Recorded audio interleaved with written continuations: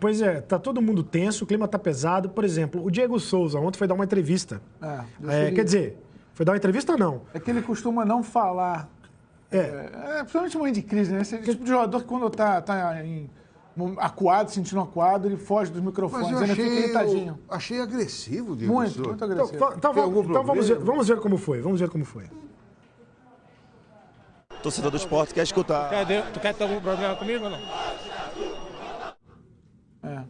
Ele falou assim, você sabe que eu não falo? Você sabe que eu não falo? Quer ter algum problema comigo? Eu não entendi o que ele disse pro repórter. Qual é o nome do repórter, do Thiago? Só pra gente ser... É o Vitor Bastos. O Vitor Bastos. Fala, Jorge. O que ele respondeu pro Vitor? Não, o Vitor foi falar com ele, a gente ainda não estava com ele na imagem, né? E aí ele veio dizer, você sabe que eu não falo, Aí quer fazer matéria comigo? Aí o Vitor responde para ele assim, faz a pergunta, não, mas o torcedor do esporte quer saber, o torcedor do esporte quer ouvir você falar. Aí ele, quer criar problema comigo? E meio que assim, cabeça quente, imagino, né? Mas partiu para um confronto com o repórter. O repórter estava ali fazendo o que milhões de torcedores do esporte querem saber, porque aconteceu com o time, o que está acontecendo com o time. O fato é que o Diego, desde aquele episódio do Palmeiras, ele não dá entrevista, ele fez um pronunciamento, vocês lembram bem, a gente repercutiu aqui no Redação, fez um pronunciamento dizendo que ele não ia para o Palmeiras, que não ia querer aumento, que não deu nada certo. E desde então ele não dá entrevista, não vai mais para a coletiva. E olha, Cereto, é direito dele ficar em silêncio. É só passar e ficar em silêncio, baixa a cabeça e vai embora. Ninguém está obrigado a falar, não tem que botar um revólver na cabeça de ninguém para falar quando você não quer falar. Agora, partir para o confronto, não, né? No mínimo deselegante, para não usar uma palavra mais dura.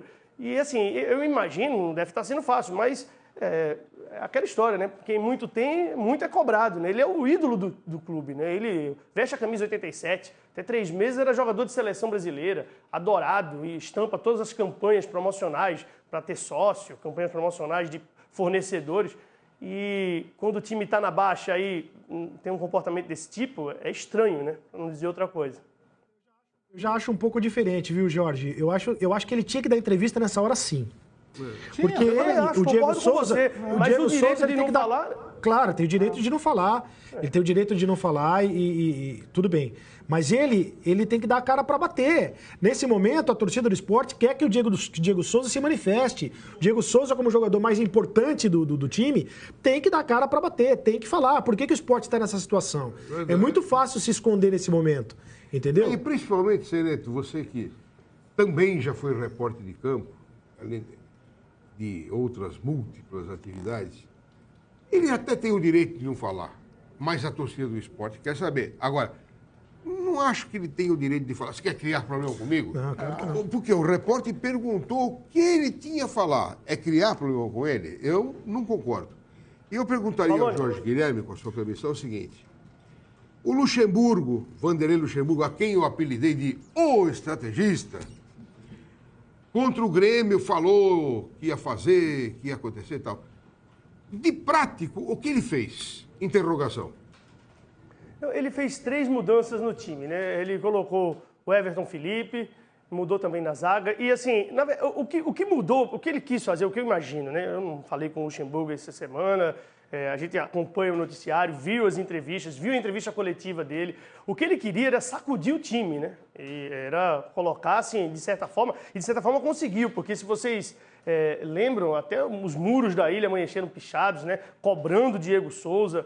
Então, assim, ficou muito aquela expectativa se ele iria barrar jogadores, porque o problema do esporte hoje, peças fundamentais no time caíram de rendimento, assim, não é só o Diego Souza. O Diego Souza caiu de rendimento, caiu sim, ele hoje faz menos gols, ele dá menos assistências, acerta menos passes, a estatística mostra isso, do que ele fazia 2, 3 meses. Mas outras figuras fundamentais no time, como o Richelli, também não estão jogando, também não estão acertando, não conseguem acertar passes, chutes, fases que acontecem, a gente vê, né? Mas o que o Luxemburgo, eu imagino, queria lá no início da semana e conseguiu de certa forma, era mexer com os jogadores. Acho até que talvez tenha passado um pouco do ponto, porque criou-se uma confusão, um clima de vai barrar, não vai barrar, vai tirar o jogador, sou eu contra eles. Parecia uma situação, e até mesmo agora na entrevista coletiva depois dessa derrota, o Luxemburgo acho que botou uns panos quentes até para baixar um pouco a fervura, né? Quando ele fala que a derrota é minha, 70% da derrota se devem a mim, 30% são dos jogadores. Para tentar tirar um pouco do foco, até porque o Luxemburgo é cascudo também, sabe como ninguém aí esse ambiente de vestiário, mas as declarações do Luxemburgo foram muito duras depois da goleada para o Grêmio. Então, mudou o foco, torcida cobrando demais os jogadores. Ontem tinha 10 mil pessoas na Ilha do Retiro, acaba o jogo com aquele sobe-som de vergonha, de time sem vergonha, um time que há um mês e meio, 2 meses, não cabia em Pernambuco, um time que estava pensando em Libertadores, e agora parece que caiu a ficha, pelo menos por enquanto, de que, olha, a ordem é não cair na zona do rebaixamento, né? O time que estava brigando por Libertadores, o discurso era Libertadores, Diego Souza na seleção, a multa é impagável para sair para o Palmeiras, aí 40 dias depois, exatamente um outro ambiente, um outro sentimento. Mas de prático, viu, Avalone? O que ele fez foram mudanças pontuais, mudanças assim, que não houve aquela barração. E eu acho que também no time, você percebeu isso no time. O time, se contra o Grêmio foi de uma apatia absurda, assim, um time que não se justifica, o time ter a apatia que o Sport teve no jogo contra o Grêmio, assistiu ao Grêmio jogar, todo o futebol que o Grêmio mostrou, mas assistiu a partida. Ontem não, ontem o Sport foi para cima, teve 2/3 do tempo aí de posse de bola, foram...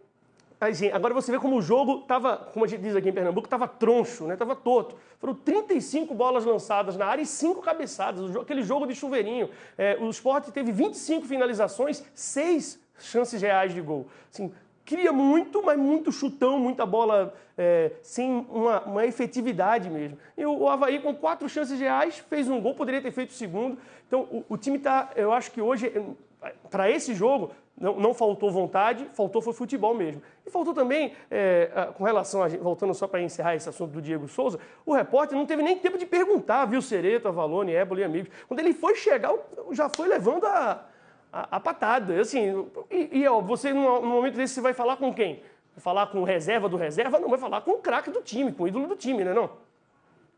Eu acho que esse momento, o craque do time, ele tem que falar, ele tem que chamar a responsabilidade.